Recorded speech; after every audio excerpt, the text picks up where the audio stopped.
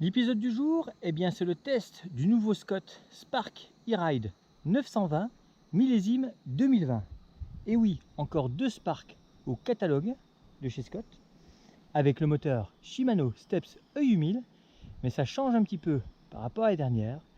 Là, on passe en 12 vitesses, dès 4299 €, et les dernières, pour être en 12 vitesses, il fallait mettre 5000 €. Alors, on va pas vous refaire une présentation complète du vélo puisqu'on a fait un sujet là-dessus. Par contre, là, c'est bien le test terrain pour voir ce que ce petit vélo a dans le sac et voir tout l'intérêt de son programme.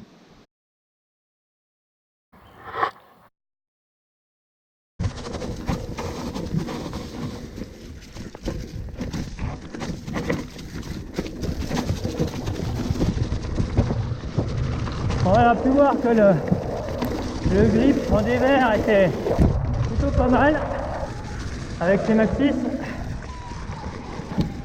Voilà, faut dire aussi que le terrain est sec.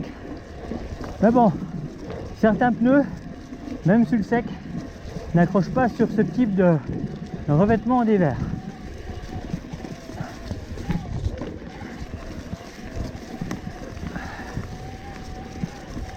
Alors, ce qui est sympa avec ce petit Spark E-Ride, c'est qu'il reste maniable et joueur à ce fouet.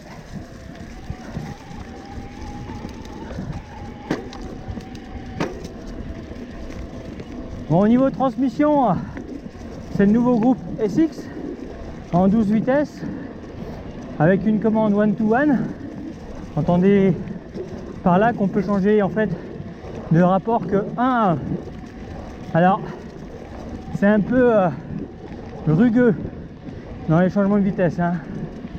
Douceur et souplesse sont pas au rendez-vous, mais bon, ça marche, c'est l'essentiel.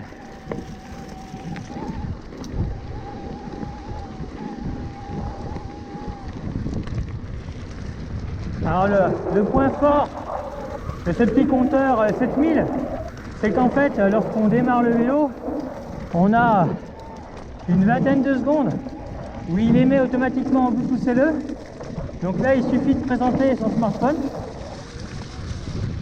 pour pouvoir se connecter avec YouTube pour régler les modes. Et ça, je vous invite vraiment à modifier le paramètre d'origine. D'origine, le mode éco est au minimum. Une assistance de 33%, juste le poids du vélo, à autonomie garantie. Mais par contre, pour le côté assistance, vous repasserez. Mais vous pouvez également vous connecter avec Ride Shimano pour avoir pas mal d'informations sur votre smartphone en beaucoup plus gros ou sur un GPS Garmin. Bon, en termes de géométrie, on n'est pas trop perdu, hein, puisqu'on a l'habitude de rouler le Spark. Mais bon, nos Sparks sont quand même dans une configuration totalement différente, en 27,5, avec un empattement beaucoup plus court, 12 mm de moins, 448. Là on est en 460, donc on a un vélo beaucoup plus tolérant, moins joueur aussi, hein, que nos petits Spark. Et par contre, là on reste dans un débattement, on va dire, orienté cross-country rando, sport, avec 130 mm. Nous sur nos Spark, on a opté pour 150 mm. Donc on a des vélos qui n'ont rien à voir finalement avec ces Spark du catalogue. Mais si vous sortez d'un pur vélo de cross-country, ça reste très bon compromis, puisqu'en termes de position, vous retrouverez, on va dire, votre position sport confort avec de la longueur, la possibilité d'avoir un guidon assez bas pour pouvoir vous tirer sur la couenne, relancer efficacement sans risque d'avoir les genoux qui tapent dans le poste de pilotage. Ça c'est quand même important. Voilà, il y a la place, hein. Vous avez le vélo de Nino avec les jambes de Nino, avec un peu plus de fun, 130 mm Le Spark RC c'est 100 mm. N'oubliez pas, gros freinage en disque de 200. Là, le vélo sort tout juste de rodage. Ah, les freins sont déjà efficaces.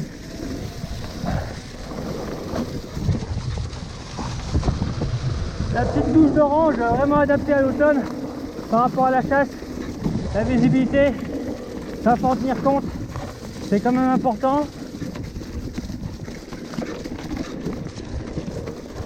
Voilà. Donc là moi j'ai modifié les modes.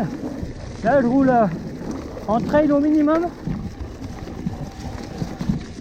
Alors on n'a pas les repères de couleur hein, comme sur un écran EC 8000. Parce que là tout est en noir et blanc. Alors sur la descente rapide, là, les grandes roues, la géométrie, ce côté ressort, là, il n'y a pas de souci. Le pilote donne la vitesse. Et on a l'impression que ce petit Sparky Ride n'a aucune limite.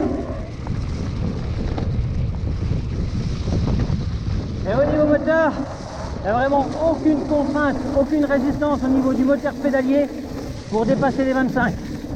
C'est très très agréable. Et dès qu'on tombe sous les 25, le moteur prend le relais, comme vous l'avez entendu. Vous arrivez sur une posture de goudron, pas de souci. Avec le Twin Lock, vous pouvez bloquer toutes les suspensions. Et là, vous avez un vélo rigide avant-arrière. Vous pouvez partir en danseuse. Le rendement est au rendez-vous, il n'y a pas de souci. Tour en tout-terrain, si ça grimpe, eh bien vous passez en mode traction. Vous n'êtes pas obligé de tout ouvrir, ce qui permet de conserver une suspension ferme avec un petit débattement limité de 90 mm. Et c'est largement suffisant. Ça permet également d'avoir un boîtier pédalier à peine plus haut et limiter les risques d'avoir des manivelles qui touchent le sol par rapport à un caillou, une souche, une racine qui dépasserait. A noter que là on est en manivelle de 165 mm. Et quand ça bascule, et ben là vous ouvrez tout et le vélo passe en 130 mm de débattement avant-arrière. Et là sur des terrains de jeu vallonnés, ce Spark il est vraiment très très efficace. Il y a un très très bon déroulé. C'est précis. On en fait un peu ce qu'on veut. C'est juste parfait. C'est l'avantage aussi d'un vélo léger.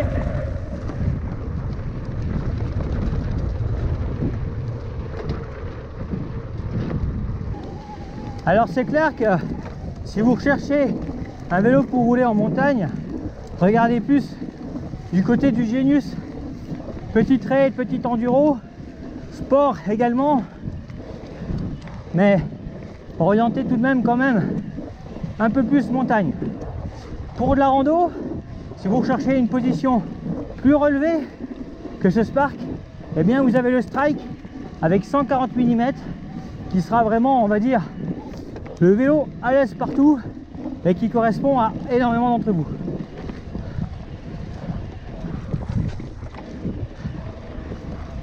Mais chez Scott, ben vous avez le choix. 3 vélos, 130, 140 ou 150 selon vos aspirations. Et celui-ci, eh ben, c'est le vélo pour les plus sportifs d'entre vous. Ceux qui aiment rouler vite et qui ont souvent un passé de crosseur.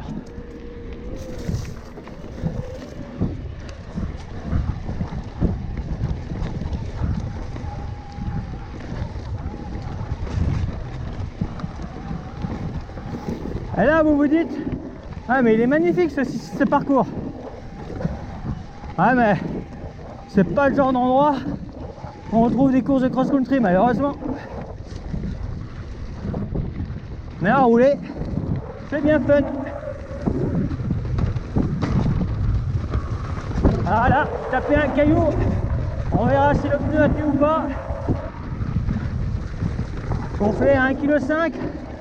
Il y a le système exoprotection dans ces Maxxis, mais même la meilleure des protections avoue vite ses limites. Bon, par rapport au vélo sorti du carton, le pneu arrière a été retourné pour plus de grip et moins d'usure prématurée. On a fait un sujet sur savoir lire le sens des pneus. Il y a souvent des flèches, mais ne sont pas forcément adaptées à une pratique e-bike.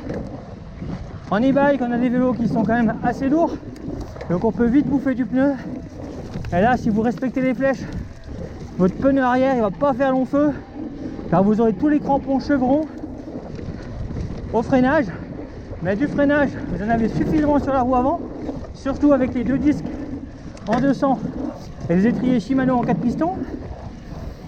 Et après, à l'arrière par contre, si vous voulez pouvoir passer à des endroits on va dire bien raides, vous avez besoin de grip et autant utiliser les crampons qui ont une forme de crémaillère avec le plat pour le grip et la crémaillère pour pouvoir faciliter le roulage et le glisser-chasser de la roue arrière pour certains virages à prendre en dérapage. C'est toujours agréable de pouvoir déraper sans trop user les pneus. Encore un type de montée, il ne faut pas hésiter à mettre le mode traction. Pas mal de choses au sol. Là j'ai rehaussé mon boîtier d'1 cm. J'ai une suspension plus ferme. Du coup, j'économise automatiquement ma batterie.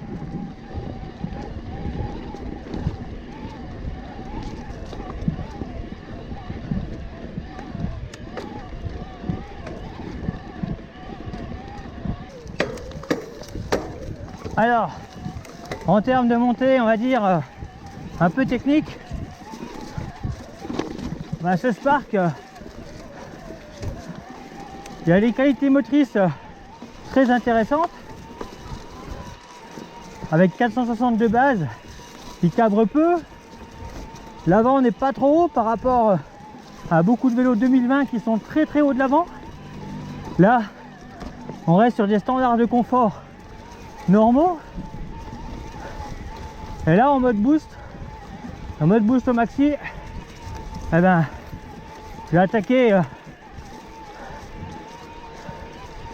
un bon petit pavé.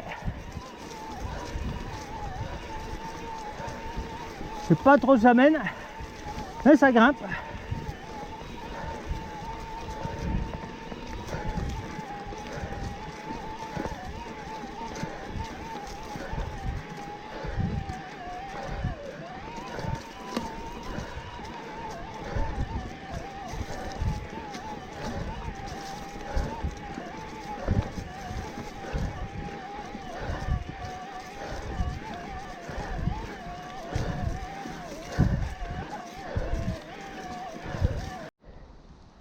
Bon bah là c'est légèrement à peine trop grand on va dire. On voit hein, ça patine et surtout les crampons n'évacuent pas, donc compliqué d'avoir la motricité dans ces conditions là. Et avec le 50 dedans, il n'y a rien de trop. Alors sur de la descente pentue, on est content d'avoir cette tige selle réglable au guidon.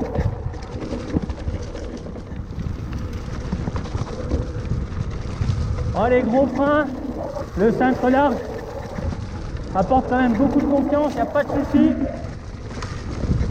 On est quand même sur une machine beaucoup plus grosse et beaucoup plus fun qu'une machine pure de cross-country. Alors, regardez les enchaînements de rock, ça passe nickel. Au niveau du confort, au-delà des suspensions et on va dire des pneumatiques, les éléments de contact, à savoir les grips ou encore la selle, sont plutôt on va dire orientés performance. Donc c'est clair que si vous recherchez un vélo plus confort, je pense que plus ou moins rapidement il faudra mettre une selle on va dire un peu plus accueillante, surtout si vous n'avez pas beaucoup de kilomètres sous les fesses, et bien entendu rouler avec un cuissard. Et pour les poignées, eh bien vous pouvez opter pour une poignée ergonomique avec un plat un petit peu comme celle d'origine sur les Scott Strike.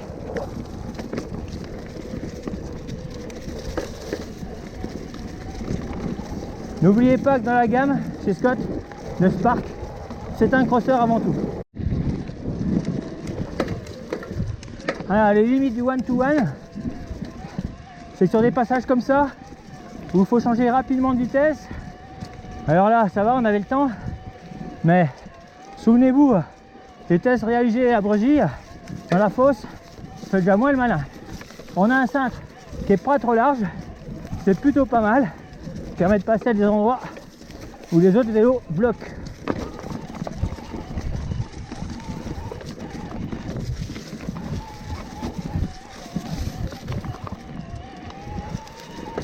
Alors il n'y a pas de souci, ce petit Sparky Ride 920 est à l'aise et devrait vous procurer pas mal de plaisir.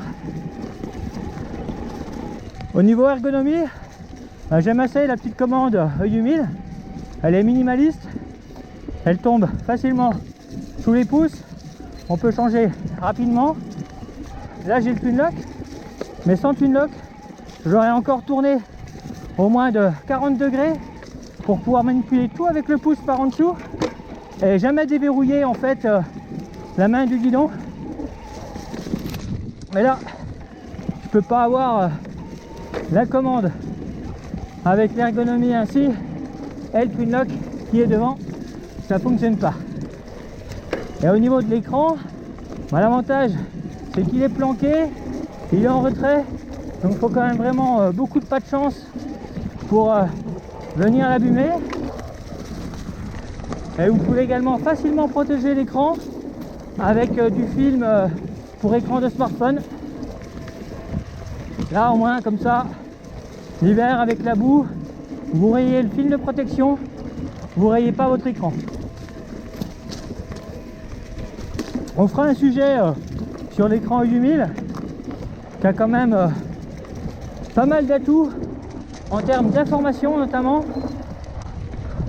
On a vraiment toutes les fonctions d'un compteur et bien sûr des choses propres à l'e-bike, l'autonomie, la fréquence de pédalage pour pouvoir bénéficier d'un maximum d'autonomie. Alors à l'automne, avec les grandes chapes, on fait un peu les foins, donc mieux vaut s'arrêter avant d'avoir des dégâts irrémédiables. Déjà là, ce qui est super au niveau faisceau électrique, que ce soit au niveau du bras arrière, de l'articulation principale ou encore de l'avant de la proue du vélo, au niveau des faisceaux, eh bien tout est protégé. Donc ça c'est vraiment un gage de qualité, de fiabilité, puisqu'en fait, eh bien même depuis la petite commande, tout passe dans le guidon, donc c'est propre, on n'a rien qui dépasse, pas de risque d'arrachement.